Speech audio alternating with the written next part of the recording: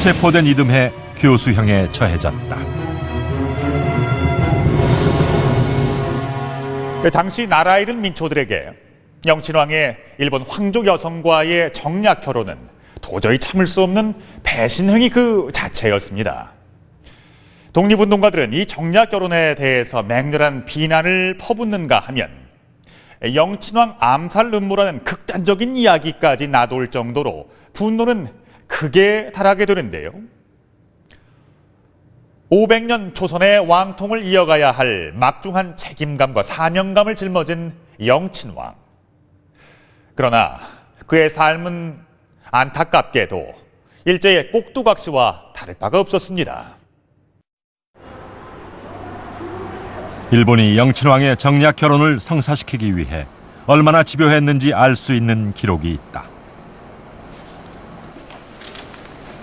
당시 일본 최고의 성문법으로 헌법보다 상위법으로 인식됐던 황실 전범에 의하면 황족의 혼인은 황족 또는 특별히 인정받은 귀족에 한해 가능하도록 되어 있었다.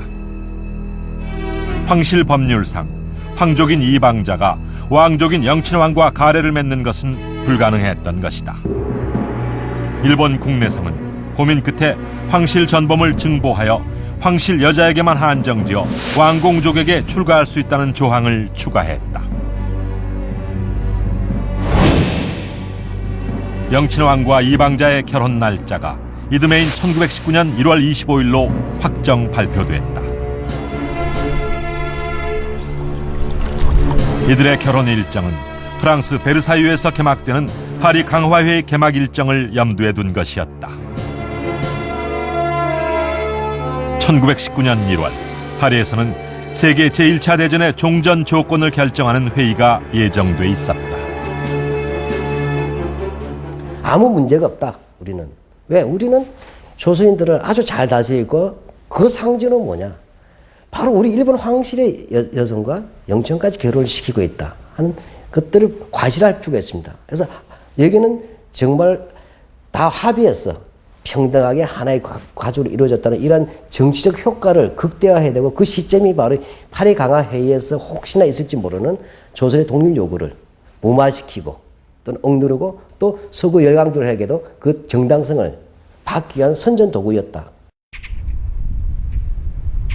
그 무렵 고종은 파리 강화 회의의 밀사를 파견하기 위해 극비리에 움직이고 있었다. 잃어버린 국권을 되찾기 위해 절박하게 노력해왔던 고종은 을사늑약의 무효를 전 세계에 알리기 위해 1907년 만국평화회의에 3인의 밀사를 파견하기도 했다. 고종은 또 한 번의 승부수를 던졌다. 파리 강화회의에 파견할 밀사로 독립운동계와도 연이 닿아 있는 의친왕과 하란사를 선택했다. 이화학당 교수 출신으로 세계감리교대회 조선대표로 참석하기도 한 하란사는 한국 여성 최초로 미국에서 대학을 졸업한 엘리트 여성으로 국제정세에도 밝았다.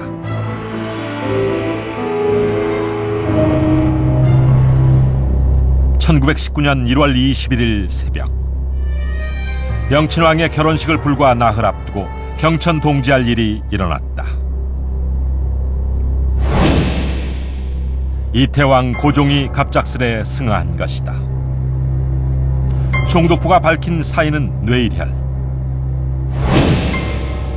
그러나 고종의 죽음을 두고 충격적인 소문이 나돌기 시작했다. 독살설이었다.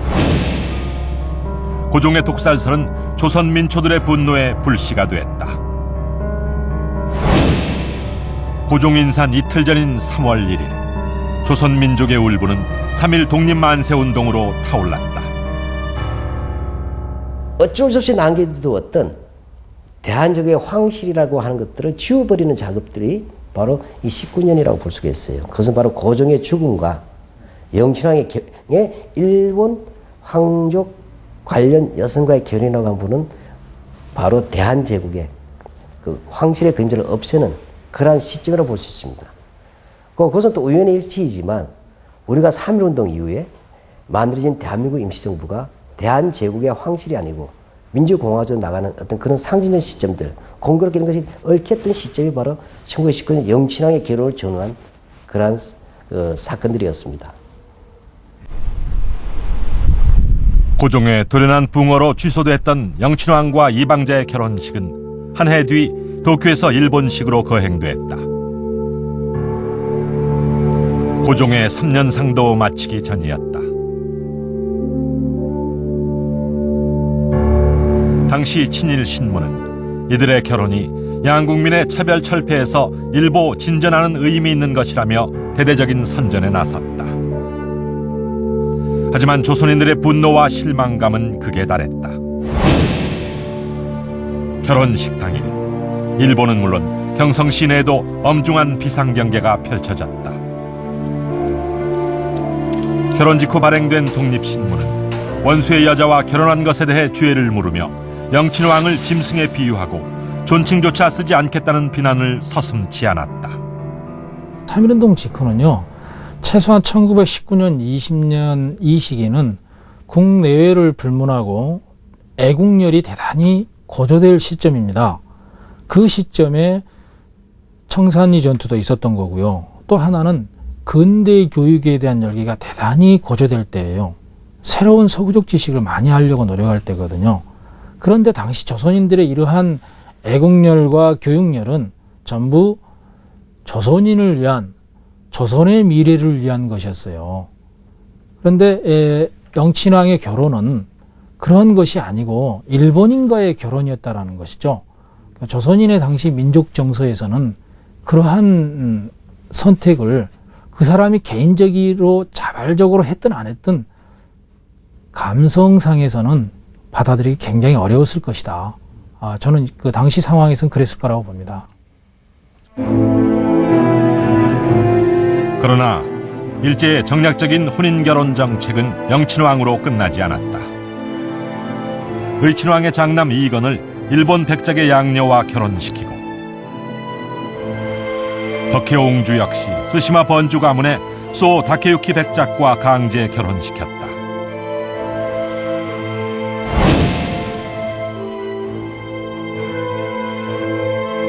결혼 후 영친왕은 육군대학에 35기로 정원외에 입교했다. 일본 육군 간부 양성기관인 육군대학은 극소수의 군인들에게만 허락된 일본군 엘리트 코스였다.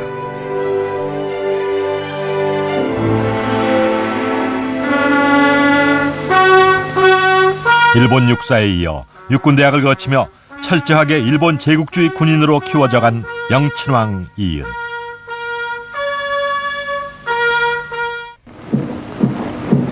(1926년) 순종이 승하함에 따라 조선 왕통의 계승자가 되었지만 그는 여전히 일본에서 일본군 장교의 신분으로 살아야 했다. 하지만 그는 늘 침묵했다.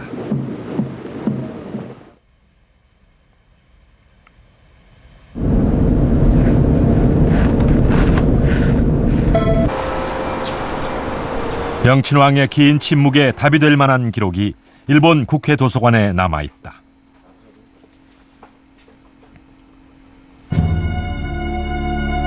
(1920년대) 조선 총독을 지낸 사이토 마고토가 남긴 기록.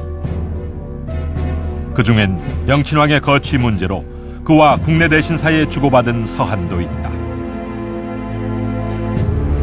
영친왕의 귀국이 곧 조선 통치에 영향을 미칠 수 있다는 이유로 일본 수뇌부가 나서서 그의 영구 귀국을 철저하게 통제하고 있었다.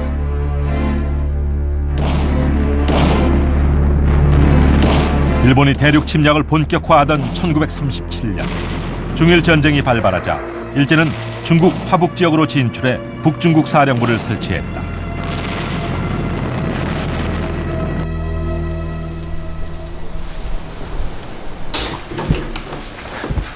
당시 일본군 육군 소장이었던 영친왕은 북중국 군사령부에 배속됐다. 73년이네요. 이방자 여사가 지난 1972년 일본 방위성 연구소에 기증한 7권의 사진첩. 그 사진첩 속에서 일본 육군 장성으로서의 영친왕의 행적을 확인할 수 있었다. 1941년 10월에서 11월 사이에